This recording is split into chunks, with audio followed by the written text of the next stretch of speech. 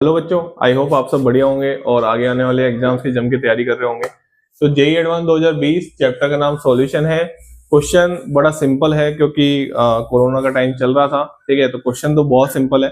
Roles law से question है। ठीक है, और रोल्स लॉ आप सबको पता ही होगा। रोल्स लॉ जो मैं बोल रहा हूँ क्या होता है, आइडियल सॉल्यूशन। पहले क्वेश्चन को पढ़ लेते हैं। Liquid A and B form ideal solution for all composition of A and B at 25 degree Celsius. Two such solutions with mole fraction आपको दे रखी है ऑफ ए की, आराम से क्वेश्चन पढ़े। और दो वेपर प्रेशर दे रखे हैं टोटल, आराम से क्वेश्चन को पढ़े। बस इसमें यही अंडरलाइन करनी थी, उसके बाद तो क्वेश्चन आपसे कुछ भी नहीं मांग रहा। राउल्ट्स लॉ क्या होता है? राउल्ट्स लॉ होता है कि सर टोटल वेपर प्रेशर बराबर प्योर ए का इंटू उसकी मोल फ्रैक्शन, प्योर बी का इंटू उसकी मोल फ्रैक्शन। ये टोटल वेपर प्रेशर है। ये लिक्विड ए का प्योर वेपर प्रेशर, उसकी मोल फ्रैक्शन, लिक्विड बी का प्योर वेपर प्रेशर, उसकी मोल फ्रैक्शन। बात समझ में आ गई? चलिए, आपको क्या दे रखा है क्वेश्चन में, दो बार लगाइए आंसर आ जाएगा, क्योंकि टोटल वेपर प्रेशर उसने दो दे रखे है ना। ध्यान से देखना, क्वेश्चन को समझना आराम से।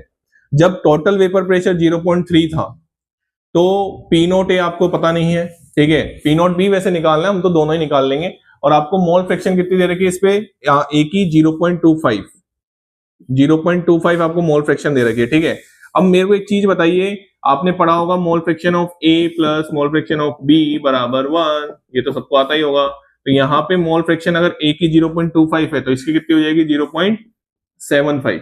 कोई दिक्कत वाली बात नहीं है, होनी भी नहीं चाहिए। और 0.25 को है ना मैं 1/4 लिख लेता हूँ, क्या है, जिससे थोड़ा सा ऐसा लगेगा अरे बहुत आसान है। ठीक है, कोई दिक्कत वाली बात नहीं है। और इसको क्या हो जाएगा, 3/4 हो जाएगा, तो पी नोट भी कितना हो जाएगा, इंटू 3/4। ये तो इक्वेशन पहली बन गई। दूसरी इक्वेशन बना लो, 0.4 बार टोटल वेपर प्रेशर है और फिर मोल फ्रैक्शन कितनी है, आराम से देखो 0.5, तो ये हो जाएगा कितना, ये कितना हो जाएगा, 0.5 है ना, तो 1/2 हो जाएगा। 0.5 मतलब 1/2 plus P naught B into 1/2। कितनी इक्वेशन बन गई, दो इक्वेशन बन गई। दो इक्वेशन, दो वेरिएबल, आंसर आ जाएगा, मस्त आंसर आ जाएगा। कैसे, आइए सोल्व कर लेते हैं, बहुत आसान है। 4 को उधर ले जाइए, तो पहली इक्वेशन बनी पी नोट ए प्लस 3 पी नोट बी बराबर आपका बना 1.2। ठीक है, और यहां से आपकी बनी पी नोट ए प्लस पी नोट बी, और ये आपका बन गया कितना, 0.8। तो आराम से ये इक्वेशन मान लो 3 मान लो, ये इक्वेशन 4 मान लो, दोनों को माइनस कर दो 3 में से 4 को, तो 2 पी नोट बी बराबर आ जाएगा आपका कितना, 0.4।